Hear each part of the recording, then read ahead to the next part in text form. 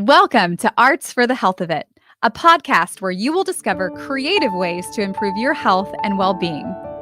Someone may have told you that art isn't for you, but they were wrong. Anyone can create arts for the health of it. No talent or experience necessary.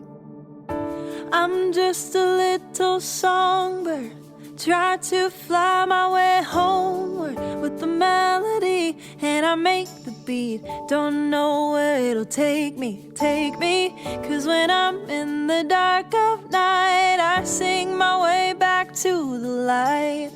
Come along with me, and your heart will see that a song changes everything. Oh,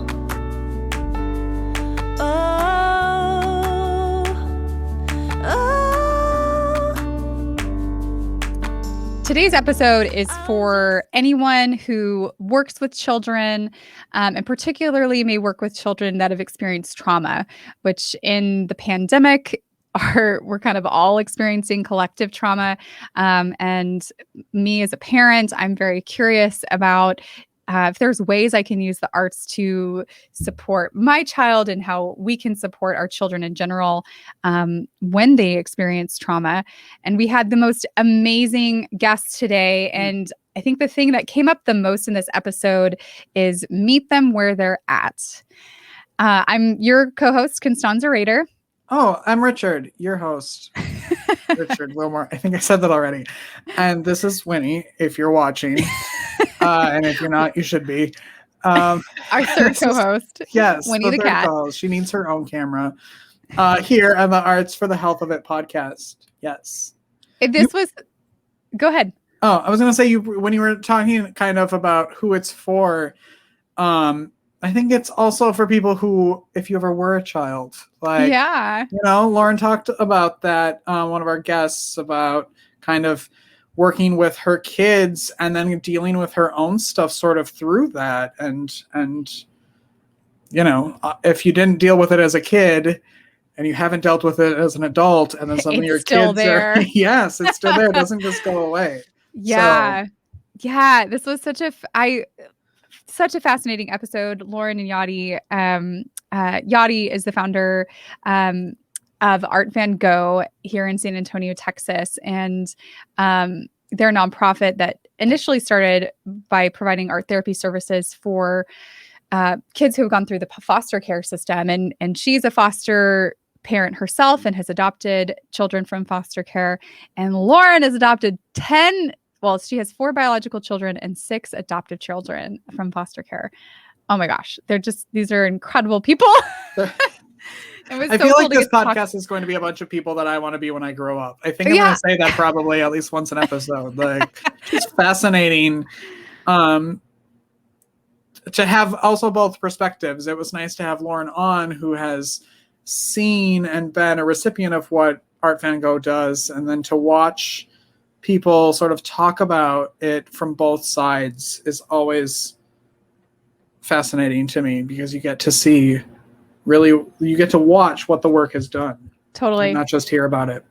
And you'll have to listen for the end of the episode. Yadi shares some practical examples of things that you can do as a parent or an adult working with children, or even for yourself. She was describing some of these activities. I was like, I'm pretty sure I want to do that. On our next recording, I might have a little something. A little squishy thing. Okay. You'll have to listen to the episode to understand what we're talking about.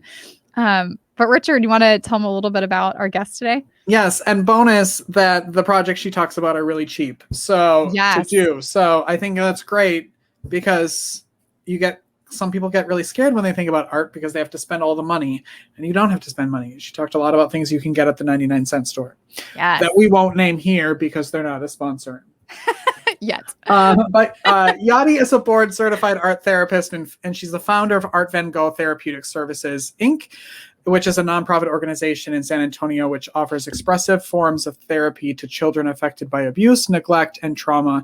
She's also a foster and adoptive mom, and uses her experience to help families struggling with their children's traumatic experiences. And we're joined by Lauren, who is a former foster youth herself.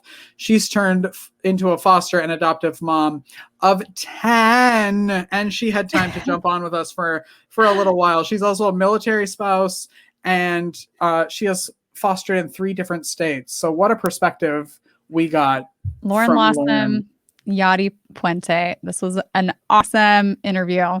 So thanks for jumping on. And here's the interview. Go. All right. Well, I feel very like the 6 degrees of Kevin Bacon, where like everybody's connected, and I feel like you're all connected here, and then I'm out of the loop. So I've talked to Yadi a couple times, but I know that you and Stanzi have kind of a connection and a history together, and I would love to start off with talking about that. Oh my gosh. Yeah. I met Yadi. Yadi, when did we meet? It probably was maybe 4 years ago now. Kind of when we were both starting off our organizations. And we met in a group for nonprofit founders. And we obviously had a lot of synergy in our in our missions. And so we have kept in touch, and I absolutely love what she does. So Yadi, can you briefly tell us a little bit about your organization, Artvango, about yourself and what you do in your organization? Artvango started 4 years ago, and it's an art therapy center, especially for children who have experienced some sort of trauma, like foster children. And having 4 children, 2 of which are my biological, and then 2 we fostered and adopted from the foster care system. So just realizing that there's not that many expressive art centers for the kids, for them to be able to express themselves. And being a board certified art therapist, we figured, why not go this route to help children? So we didn't think it was going to take off as quickly as it did, but there's a great need for kids to have an outlet and just to be heard. That's awesome. And can you introduce us to Lauren and your connection with Lauren here? Absolutely. So Lauren was one of our previous clients. Well, her children were, and she is a foster and adopted mom, and she is a wonderful advocate for foster children. And she recently has moved, so I greatly miss her, but I'm just glad to see her again and to reconnect, because she has just great energy towards her, and her passion and love for children as well. So, well, thank you. We miss you too. One of my kids was saying, "Oh, well, can I say hi?" I said, "No, we're on a podcast. Like, this isn't a phone call." They can jump later on after we're done recording and say hi. That would be fun. We won't record that part. Okay.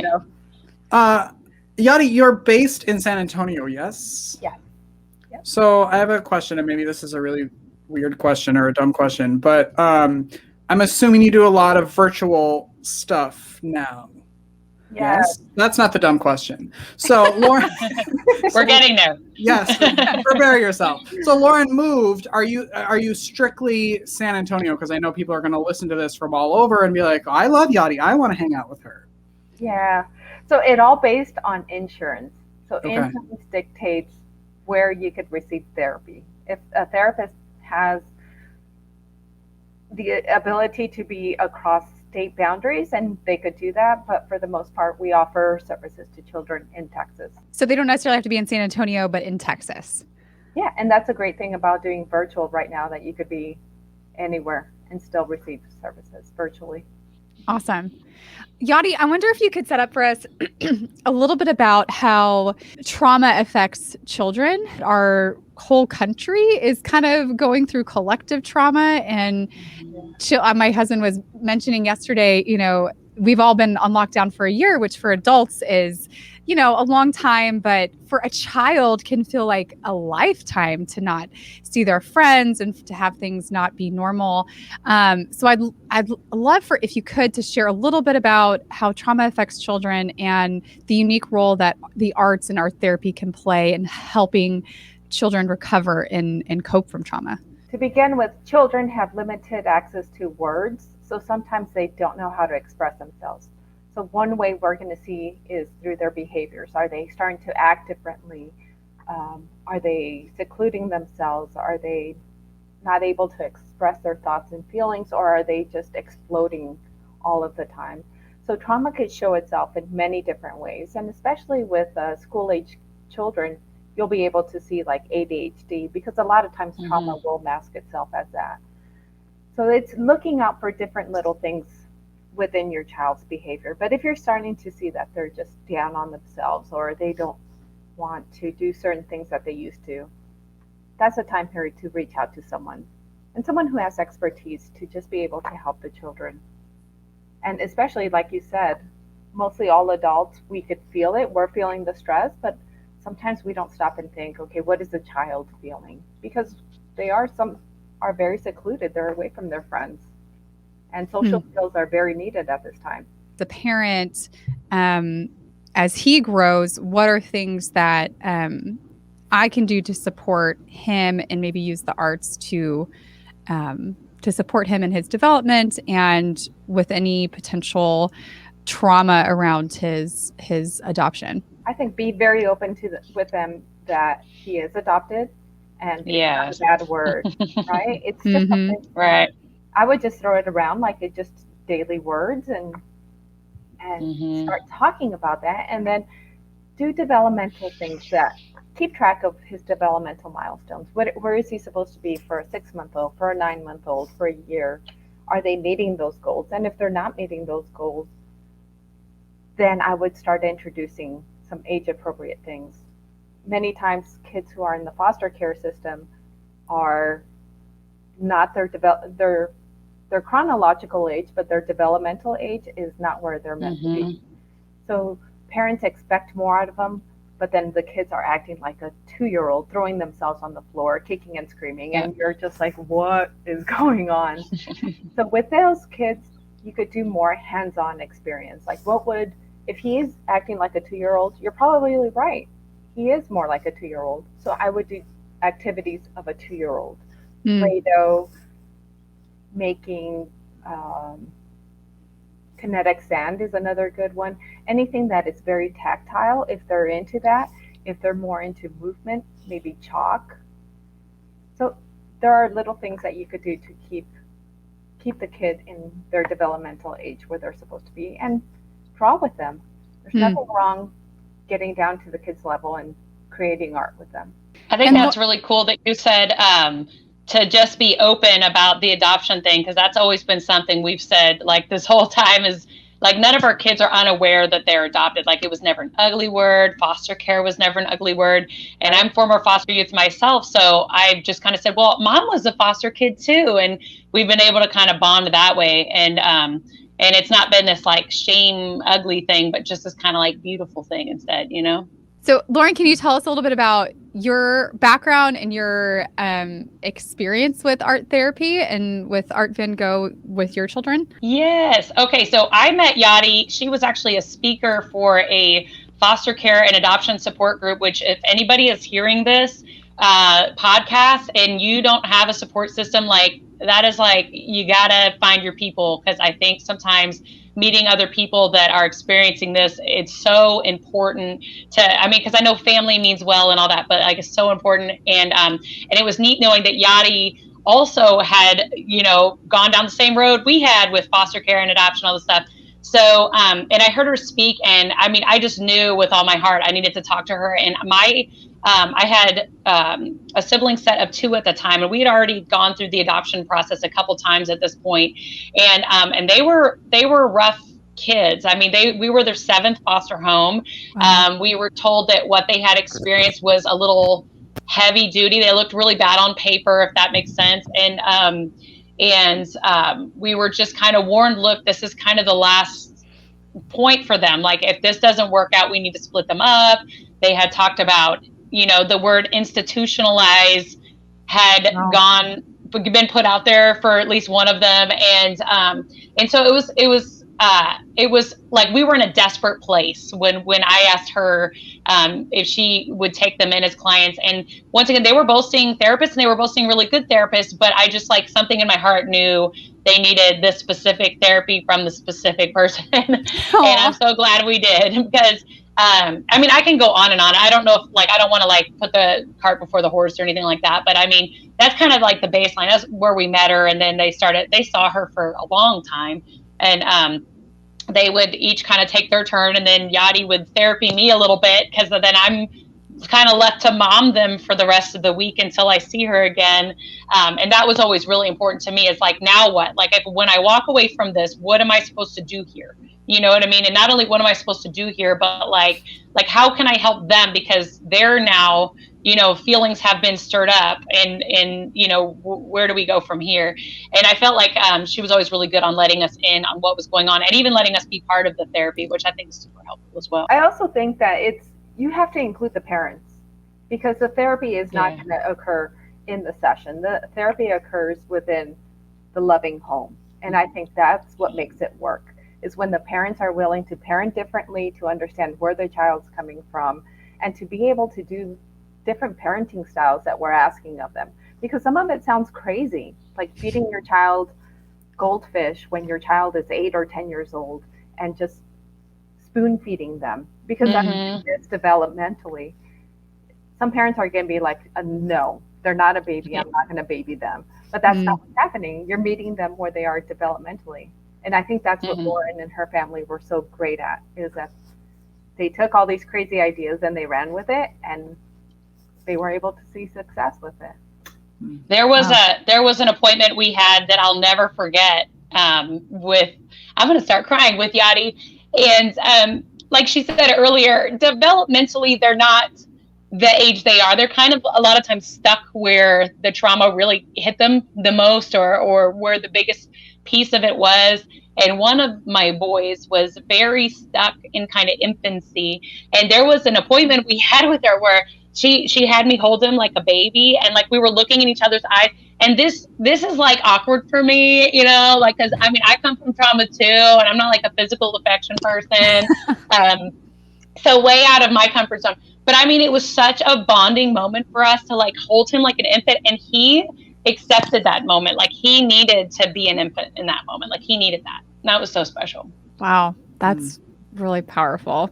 How has that been, Lauren, helping your children walk through their trauma? I assume, and you've already mentioned that it kind of intersects with elements of your trauma. And how has that experience been for you personally? And then how has that been being able to help them find resolution, or at least some form of healing? I think it's been neat that a lot of our stuff parallels, and even when the trauma is not the same, some of the same impacts of shame or guilt or just heartbreak or any of the grieving. These are things I've either experienced, or even as an adult, that I'm still working through myself.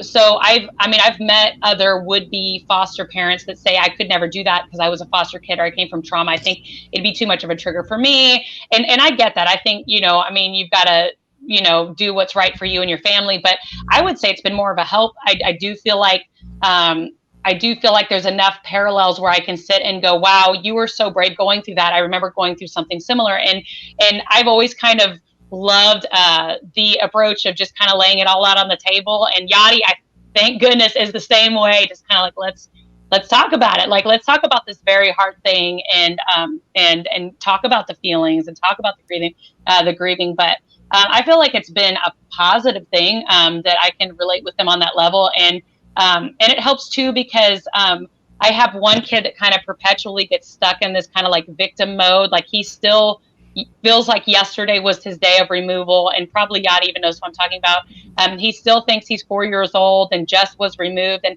so he's really struggled to kind of move past that point. But reminding him that he's he's not a victim. I've been there too. He's been there. We've both been removed, and we got this. We can do this together, and that kind of thing, and experiencing some of that with him. So he gets that he's not the only one who's been through it. He's got brothers and sisters and mom and that kind of thing. So it's been neat. What shifts have you seen in your children because of the art therapy? And are there elements that you continue to incorporate in your family because of that?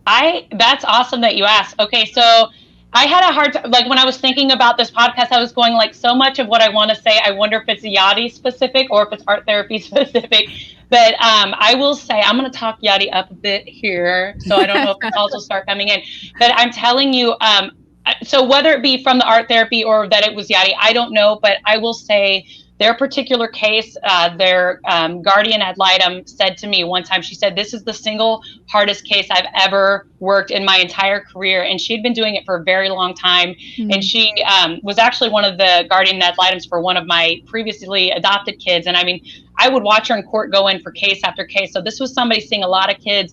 And it was just, there was a lot of complication going on with all of it. And in the end, it all worked out. They are adopted. But I will say that a lot of it was because the boys were so ashamed of the things that had happened, or they had been so kind of manipulated in ways.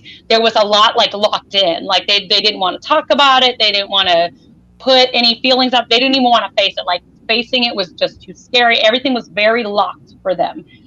So they did go to therapy, and once again had great therapists, but they stayed fairly locked. They didn't want to kind of like let any little piece of that out at any point. And then when they started saying Yadi, it was like all of a sudden, like the doors just open. And sometimes that looked awesome and like, yay, progress. And sometimes it looked like them leaving the office, storming out and going, I'm never going back there, just because they knew that it was like, oh, it's time to get real. And sometimes, I mean, I tell you, I would any day would have rather them. I loved that. I was like, I need this to get real, because I always tell them those like little monsters, like when you're like little, they get bigger and bigger. And then you turn into like a 40-year-old like me with these big monsters if you don't deal with them. And so it was very important that they kind of came unlocked. And I think, them sitting there and getting to do art and getting to be kind of like almost like vulnerable on the slick, you know what I mean? Because like they got to express themselves, but in this like really non-scary way, kind of helped kind of like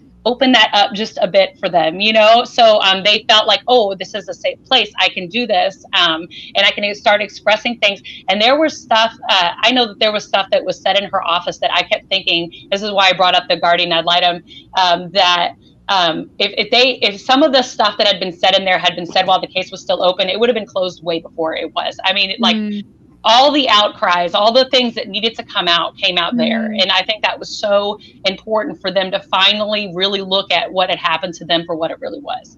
Yadi, can you talk okay, first off, I just want to acknowledge like how hard that must have been as a mom and to, someone who cares for those boys to hear that, but how courageous of you to lean into that and know that this is what's good for them, that you weren't trying to just help them continue to stuff it back down, that like, no, we need to face these monsters together. Yeah. That's just beautiful.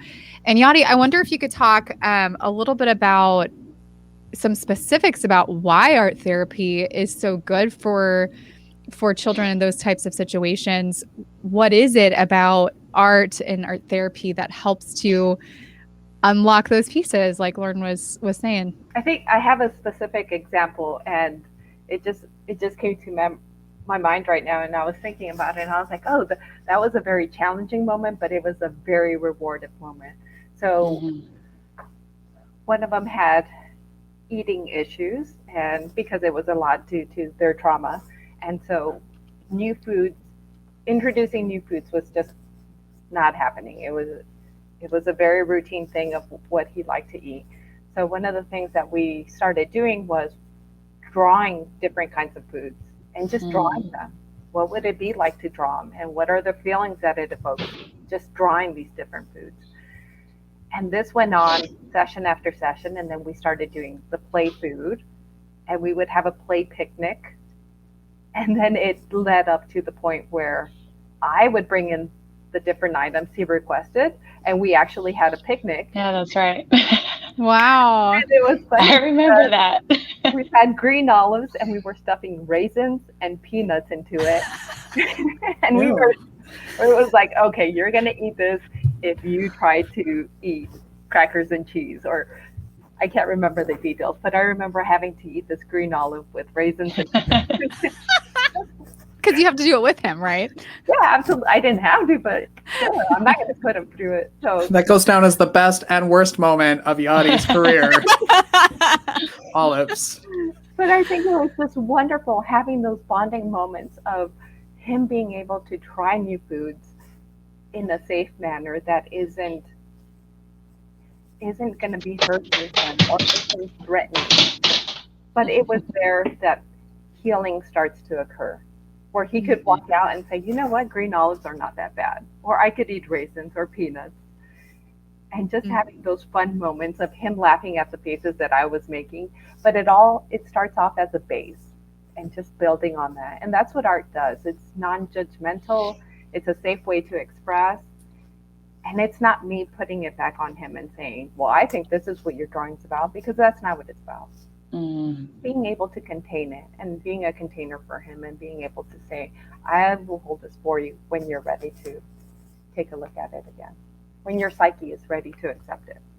Yeah, I've heard you talk about that before, Yadi, that oftentimes talk therapy does not work for children. And Lauren, you mentioned this, like some of your boys weren't necessarily ready to address the issue face on, and like looking at a person across, sitting in the other couch directly across from you and having to talk directly to them, that maybe is too threatening feeling for children, but that the art, like you said, Yadi, provides a container, and you don't necessarily jump right into analyzing or trying to explain to them what it is they're drawing, because essentially they're kind of revealing some of their subconscious thoughts in the art. Correct? Is that right? Yeah. So then your process is trying to gauge, if I'm understanding right, provide the container, and then as they kind of let you know in a way that they're ready to talk more directly about those things that they've already created art about. And sometimes the art might be filling in the gaps developmentally where they were at, like creating cloud dough. If they didn't get that playfulness that they needed when they were an infant, and now they're older because they were responsible for raising up all their younger siblings, but they were still like 4 years old, then going back and meeting them developmentally where they were at. So we create a ton of slime, and it's great for sensory, so we create a ton of slime and a ton of dough. Nice. And it's cheap. It's something that parents could do with their kids. Oh my gosh, I'm going to have to get your slime recipe. I want it just for me. That's what we should have done today at the end of the show, is made slime. Yes, we'll put that recipe on our website. Yadi, where does all of this knowledge come from? Can you talk a little bit about your history and how Artvango kind of came to be, and why you thought it was why it was time? I have to give a little shout out to Naropa University. That's where I went to school in Boulder, Colorado. And it incorporates the mind, body, and spirit. So I think that's very important, to be able to go across all realms of a person and not just focus on the behavior. So it was a good base, but at the same time, it's taking a lot of workshops and being engaged and learning and taking it a step further, just to know how does the mind work? What is the nervous system all about? Because the nervous system is what hijacks the kid's body. And then from the behaviors, you end up with all these unwanted results, and then you're left with having to calm the child down. So it's a lot of educating on my behalf as well. But I think it's also because I saw that my foster children, they didn't have that many resources. And that's what set me off on this journey, to be able to see how can I best help my kids and every kid who's out there who has experienced hardship. So we started off focusing for foster children, but now we have a wide range of children. Parents always ask, do my kids have to be in foster care in order for them to go to Artvango? And the answer is no, obviously. But we want to be able to help kids in their language. It might not be art, but it might be through body movement, it might be through play, and just being knowledgeable in all those areas. And Lauren, what will you say to someone who maybe is considering fostering or adopting, and then also maybe to people that are fostering or adopting, and why they might want to explore this resource of art therapy? What if they're, talk to Yadi if they're in Texas, or find someone in their local area? I think Yadi said something really important, which is that the resources just aren't there, and like that's unfortunate. I mean, like that San Antonio is huge, and there are a lot of therapists in San Antonio, and but to find somebody that is trauma informed and really does understand how to, like, we're not going to talk about the behaviors, we're going to talk about like the brain and like the development there, and where you are, like even the the chemicals going on in their bodies and that kind of thing. Not a lot of people are equipped for that, and even the area I'm in right now has a huge military population, but in a little tiny town, and we just don't have the resources here. They don't exist.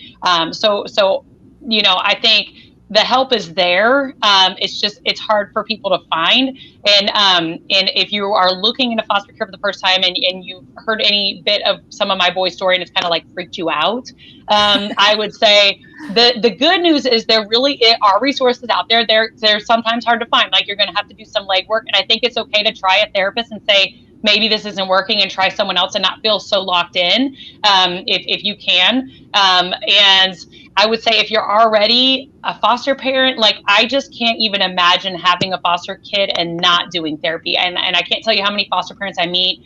This is the third state we have fostered in, and I can't tell you how many foster parents I meet that are like, oh, you take your kids to therapy like it's a weird thing. And I'm just like, well, you don't take your kids to therapy? Yeah, like, they're obviously, there's my bio kids, some of them have gone to therapy. I mean, like, there's enough for people to talk about in therapy and work through. So I think it's just so important. And it's not like, these kids aren't doomed to, just be out of control or whatever, misconceptions people may have, especially for older kids, or like my boys. They were a bit older and once again looked horrible on paper, but the resources are there. You just have to find them. And I think of a story with my oldest of the two boys.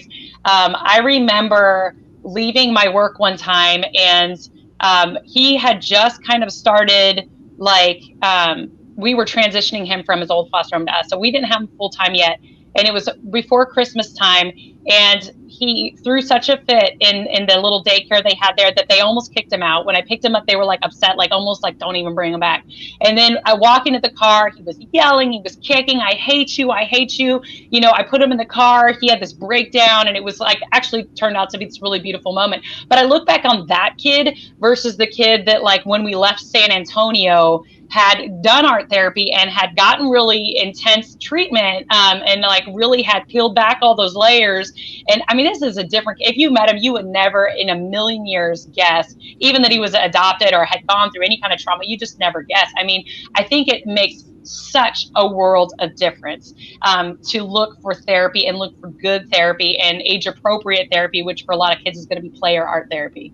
That's so beautiful. I'm so happy for you and for your son, and for the work that Yadi was able to do, and now you sharing with others, because I think there has been a lot of advances made in therapy in the last couple of decades that I think people only associate therapy with maybe a past experience they had with talk therapy. And there's so much more that we know about the brain and how trauma affects the brain, and ways to rewire it that are maybe a little bit different than just conventional talk therapy, and especially with children, how important some of those alternatives are. And Yadi, so I would love, so if we have listeners that are maybe concerned that maybe they recognize some of those behavior challenges that you were talking about, that could be signs that their children is experiencing trauma or has experienced trauma, or even just for kind of general mental health and well-being, are there activities or things that parents can do, our listeners can do with their children at home that are art therapy informed, that could be supportive for their kids? I think if you could meet them where they're at. If the kids want to take out chalk and go outside and just sit on the sidewalk and just color, then do that. There's simple things that you could do with your children. It doesn't mean that you have to pull out a canvas and start painting. That's not it. If you could get Play-Doh at the dollar store, the Dollar Tree is full of a lot of cheap things that you could do. They even sell clay. Oh, wow. I would even go there and just buy some stuff. This is not an ad. But it could they be want to Dollar sponsor. Tree. They could be. Dollar Tree. Cornstarch, coconut hair conditioner. Just those two ingredients. Mix those and you have cloud dough. Ooh. Add a couple of... Hold on. Say that again. I need cornstarch. A box of cornstarch, which is 89 cents. And let's say coconut hair conditioner. That's also the cheapest you can find is 99 cents. Okay. So for $2, you have this easy recipe that is going to create a sort of Play-Doh, but it's called cloud dough. Add some food coloring into it.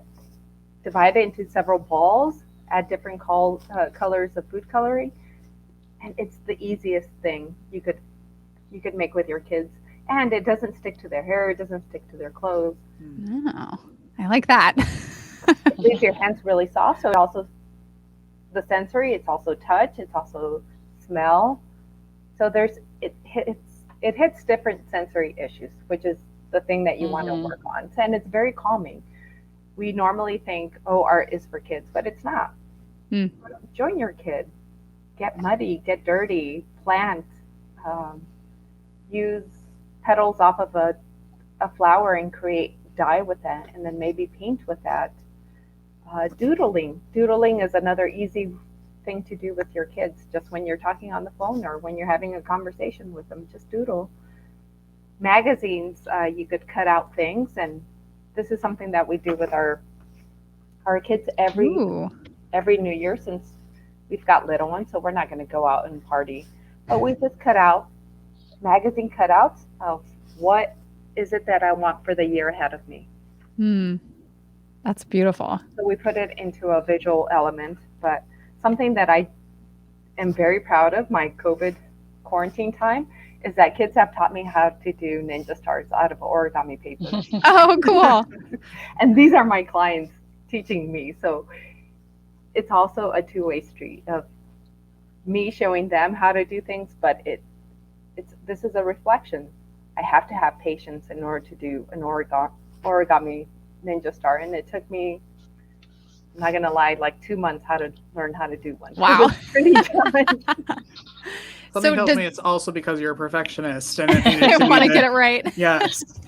So does that? You mentioned a lot of sensory focused things. Is that related to the nervous system, like you were talking about as previously? Is there a connection there? Like, what is it about the sensory experience that is so beneficial? So with kids with trauma, they tend to go on overload quite easily. So one way to deactivate the nervous system is, it might be like brushing, getting a hairbrush and just brushing their skin. It might be with the Play-Doh or the clay, anything tactile. Sand is another great one. Just the feel of things, maybe the smell of lavender in the room. So it's everything to calm the senses down. Some kids like really tight hugs. So it might be wrapping them up in a blanket and squeezing them, or like an extra large teddy bear and sandwiching the kid in between the teddy bears and just putting weight on them. So things like that tend to release energy from the nervous system and to calm the child down. But silly putty, while we're talking about difficult things, we work with our hands, and it's tactile, and it's also releasing that energy while we I feel like these are all things that makes I me need. think of, sorry. No, I was just gonna say, I feel like these are things that I need. I know. I was like, we need to start having that here for this. Yes. While we're talking, right? There are two things that popped in my mind from her talking about sensory stuff, which is that we actually, two things that still happen.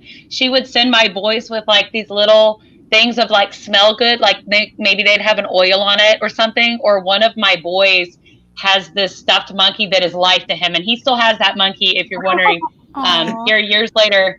But putting a scent on that when he's having a real hard time, because that's his calming thing that he always goes to. And that's something that's always stuck with him, is that smell. And then also she uses this kind of gong thing. I actually have it. It's across the room. It got moved when Rich was trying to, she has it right for breathing. Yes.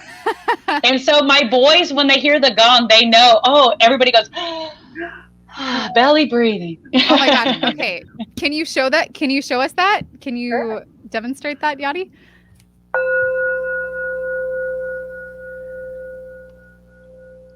And we just breathe in and out when it gongs. Is that the idea? Listening to the sound, and the gong sounds has actually proven to cure many different ailments in the body. And it's just the vibration of the sound that travels through the body. But it's a visual reminder, and it's a sound that when we hear it, we breathe in and then we breathe out. And now we have it, since we're doing virtual, I have a little spin wheel of a flower that we just breathe in and breathe out. So Rich and I are like, I want one. Those are beautiful. Where can they, if people want to learn more, where can they go to follow you, Yadi, and learn more about what you do at Artvango, and then Lauren, you as well, if people want to learn more about you or connect with you, how can they do that? Yadi first. Artvango is ARTV as in Victor, ANGO.org, and you'll be able to get in touch with us that way. We're also on Facebook and Instagram and Twitter. So I just started a YouTube channel, and it's kind of from the perspective of being a foster mom being a foster kid who's become a foster mom, and the fact that I have 10 kids, but also military. I've been surprised at how many military families have had questions specific to that. Like, when you move around a bazillion times, what's that like being an adoptive and foster parent? But I am on YouTube. It says Lauren Fosters, like instead of my last name, it's like Fosters with an S at the end. And you can find me there. Lauren, I have a final question for you. You touched on that some of your bio kids were doing art therapy. Is this sort of like standard of care now when we enter your household? Or is it like, is it now like, all right, get your bag, we already have an appointment, let's go? Like, do you make sure all of like the kids have access to it, or is it sort of like, are you looking for certain things that maybe you're like, oh, they need to go hang out with Yadi? Yeah. Or how do you navigate that with each kid? I feel like with my foster and adoptive kids, it's just a given. I mean, a lot of times we're kind of, as foster parents, if our kids are over a certain age, we're kind of like shoved into it anyway. Because with foster kids, a lot of times the judge will court order therapy. And then it's up to the parent to decide post-adoption if they're going to continue that on. But I've always kind of continued it anyway. And then with my biological kids, it has been a lot of watching and waiting. My oldest has been such a good teacher to me of what that might look like, because she has struggled. I think, adoptive parents and foster parents and adoptive kids and foster kids have like a real big voice in the foster care community. Caseworkers have a big voice in the foster care community, but the ones that don't really have any voices, biological kids, and that was something that never really hit me. I mean, it's like they don't have a choice. I just say, hey, this is what's happening. And then it's like, you got to deal with this now. And my oldest struggled with that. I mean, she loves foster care and adoption. She wants to adopt a bazillion children of her own, and she does amazing with them. But I mean, it was hard. Some of what she has experienced with it was really hard, feeling, the pressure of wanting to be a helper and wanting to not add to the heaviness of it all. I mean, some of it was, so watching her struggle with some of that is kind of what opened my eyes to maybe like I need to keep an eye on all of them, because they all are, it's not just mom and dad who are going, wow, this kid is really difficult, or this kid just is always screaming, or, everybody here is experiencing that. And so making sure that that's available for everybody if needed is so important. I think it's getting rid of that stigma too, that therapy is bad. I mean, we all need it at some point. Either talk with our girlfriends or just our friends in general or family. That's therapeutic too. I mean, I'm glad you said that. Yeah. During this pandemic, I think if anything that it's taught us is that we need connection. And sometimes having a neutral person that's not going to be judgmental, or you just don't want to tell your friends your darkest things about you, it's okay to express it to somebody. That's our role. You are kind of both who I want to be when I grow up. So I want to thank you so much for hanging out with us and talking with us today. That was awesome. Yeah. Thank you so much for being here. Yeah, thank you. We'll throw all of the notes and the recipes for cloud dough? Cloud dough on the website. Go to heartsneedart.org and click on the podcast link. Subscribe to us wherever you're watching or listening. Make sure you subscribe to Lauren's YouTube channel as well. And we will see you next week. Thanks for listening. Thanks for watching. And keep creating, everyone. Goodbye. Bye. Thank you for listening to Arts for the Health of It, a podcast produced by Hearts Need Art, creative support for patients and caregivers, in partnership with the National Organization for Arts and Health. You can help others learn about the healing power of the arts by subscribing, sharing, and reviewing the podcast wherever you listen or watch. The podcast is hosted by Richard Wilmore, co-hosted by Constanza Rader, and produced by Ivan Briones. Our theme song, Songbird, is written and performed by Natalie Lane. Visit heartsneedart.org to learn how you can support our mission to create joy with people facing life-altering health challenges. Join us next week to learn more ways you can create arts for the health of it. The views expressed on this podcast do not necessarily reflect the views of Hearts Need Art, their staff, board members, or other affiliates. All content is created for informational purposes only.